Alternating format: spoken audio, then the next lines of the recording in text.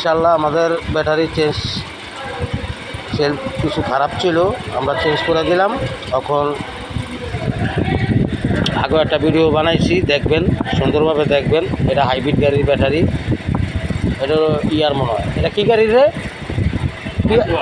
Acquire. ওই গাড়িটা না, এই গাড়ি বিক্রি হতো, গাড়িটা বিক্রি হবে।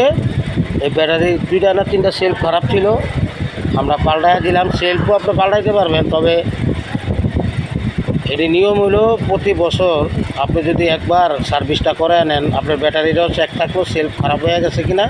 আপনার গাড়ি খুব ভালো মাইলেজ দেয়। আর এই অ্যাকোয়া গাড়িটা করলাম খুবই ভালো, এই গাড়িটা ভালো মাইলেজ দেয়।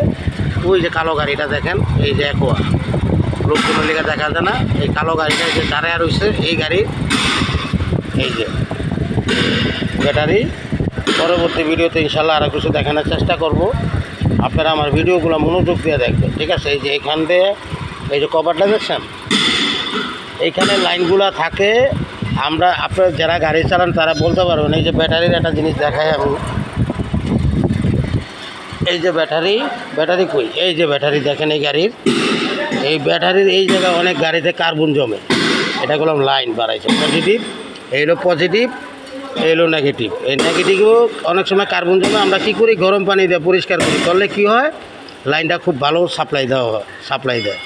এই যে এই গাড়িরও আমরা চেক করতেছি ব্যাটারিটা ঠিক আছে কিনা। হ্যাঁ, এটা পাউডারের ব্যাটারি, পানির ব্যাটারি না, এটা পাউডার ব্যাটারি।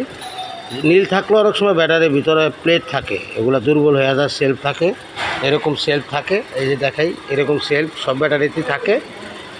এটা হলো পাউডার ব্যাটারি, পানির না, ঠিক আছে? তা এরকম কার্বনগুলো জমে, এই যে জায়গায় কার্বনগুলো জমে, এগুলা সুন্দরভাবে সার্ভিস করে দিলে আপনার গাড়ি মাইলেজ ভালো দেয়। আর আপনার এটা তো একের পর একটার লোক একটার কালেকশন থাকে, দেখছেন? প্রতিটা কালেকশানের গোড়া কার্বন জমলে আর এই সময় আপনার মাইলেজটা ভালো দেয় না, চার্জও ভালো নেয় না। এই জন্যই সার্ভিসটা করতে হয়। দ্রুত ভিডিওটা শেয়ার করে দেন, আরও কিছু দেখানোর চেষ্টা করব। আপনাদেরকে অবশ্যই ভিডিওগুলো সম্পূর্ণভাবে দেখবেন।